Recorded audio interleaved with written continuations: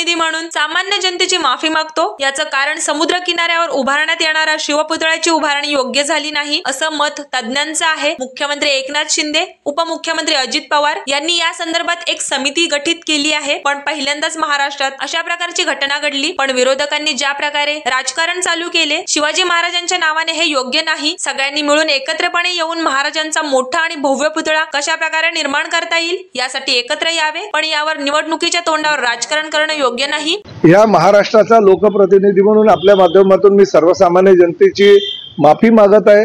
याचं कारण असं आहे की समुद्र किनाऱ्यावर उभारण्यात येणाऱ्या शिवपुतळ्याची योग्य प्रकारे उभारणी झालेली नाही असं काही तज्ञांचं मत आहे। त्यासाठी माननीय मुख्यमंत्री एकनाथ शिंदे साहेब, अजितदादा पवार, देवेंद्र फडणवीस यांनी एक समिती गठीत केलेली आहे। त्या समितीमध्ये निर्णय येईलच, परंतु एक गोष्ट मात्र नक्की, पहिल्यांदा महाराष्ट्रामध्ये अशी काही घटना घडते। परंतु विरोधकांनी ज्या पद्धतीनं राजकारण चालू केलेलं आहे छत्रपती शिवरायांच्या नावानं ते योग्य नव्हे।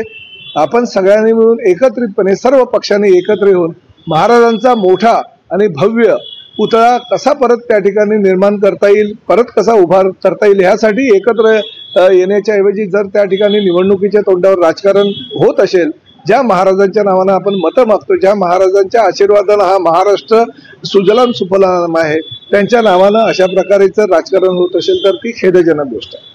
पासून हे सेट ग्रुपमध्ये ज्या जवळजवळ 700 सदनिका धारकांनी घरं घेतलेली आहेत त्यांच्याकडनं 100% रक्कम घेतल्यानंतर सुद्धा अद्यापर्यंत त्यांना पजेशन दिलं नव्हतं। 2016 पासून बऱ्याच लोकांनी त्या ठिकाणी बुकिंग केलेलं आहे, परंतु त्यांची फसवणूक होत होती। त्यांचं असं म्हणणं आहे की महापालिकेमध्ये आम्हाला काही ओसी मिळत नाही, त्यामुळे तुम्हाला दिरंगाई वगैरे होते असं त्यांनी कारण सांगितल्यामुळे मी महापालिका आयुक्तांची आणि त्यांची संयुक्त अशी बैठक घेण्याचं निश्चित केलं होतं। 3 वेळा बैठक कॅन्सल झाल्यानंतर आज त्यांनीच वेळ दिली होती की 29 तारखेला मी आणि माझे सगळे सहकारी येतो असं अश्विन शेटने आम्हाला रायटिंगमध्ये दिलेलं असताना सुद्धा जाणीवपूर्वक ते आले नाही। कारण त्यांना फसवणूक करायचीच असेल लोकांची आणि जाणीवपूर्वक अशा प्रकारे जर लोकांना त्रास द्यायचा असेल तर ते अतिशय चुकीचं आहे। कारण ज्यावेळेस ह्या सगळ्या लोकांनी आंदोलन केलं त्यावेळेस मुख्यमंत्र्यांचं ठाणं आहे, या ठाण्यामध्ये सर्वसामान्य जनतेची फसवणूक कशी काय होते, या भागाचे आमदार प्रताप सरनाईक आहे, ते असताना जर फसवणूक कशी होते असे वाक्य वापरल्यानंतर मी त्या लोकांना बोलवलं आणि बोलवल्यानंतर त्यांनी काही ज्या गोष्टी सांगितल्या त्या अतिशय चिंताजनक होत्या।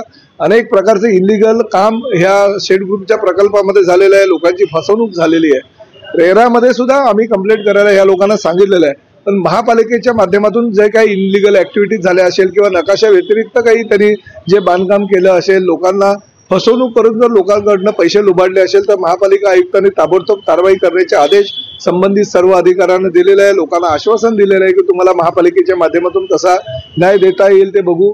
अश्विन शेठ आणि त्यांच्या मुलांबरोबर काही डिस्प्यूट झाले, त्यामुळे त्यांनी स्वतःची कंपनी काढली।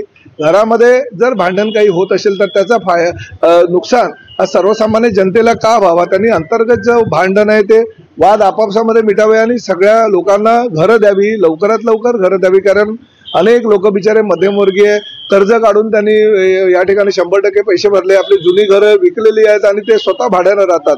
म्हणजे एका बाजूला EMI आणि दुसऱ्या बाजूला भाडं, अशा प्रकारे विवंचनेमध्ये ही लोक सापडलेले आहे। परंतु एक गोष्ट मात्र नक्की की मुख्यमंत्र्यांच्या ठाण्यामध्ये आणि प्रताप सरनाईक त्या भागाचा आमदार आहे, त्यांच्या मुख्यमंत्री आदरणीय एकनाथ शिंदे साहेब यांच्या हस्ते रविवार दिनांक 1 सप्टेंबर रोजी सकाळी 11 वाजता समतानगर येथील विस्थापितांना महापालिकेच्या माध्यमातून मोफत घरं देण्याच्या प्रकल्पाचा भूमिपूजन समारंभ, शिवाजीनगर येथील सुधाकर चव्हाण यांच्या नावानं निर्माण होत असलेल्या बहुउद्देशीय इमारतीचं भूमिपूजन, वसंत विहार येथे UPSC MPSC IAS IPS प्रशिक्षण केंद्राच्या नवीन इमारतीचा भूमिपूजन समारंभ, कैलासवासी साहित्यकार बाबूराव सरनाईक यांच्या जिम्नॅस्टिक सेंटरमध्ये होणार आहे आणि त्याचबरोबर सिंधुताई सकवाळ यांच्या नावानं तिरंदाजी प्रशिक्षण केंद्राचं काम पूर्ण झालेलं आहे, त्याचं लोकार्पण, गायमुख येथील स्वर्गीय शिवसेना प्रमुख बाळासाहेब ठाकरे चौपाटीचं काम पूर्ण झालंय त्याचं लोकार्पण,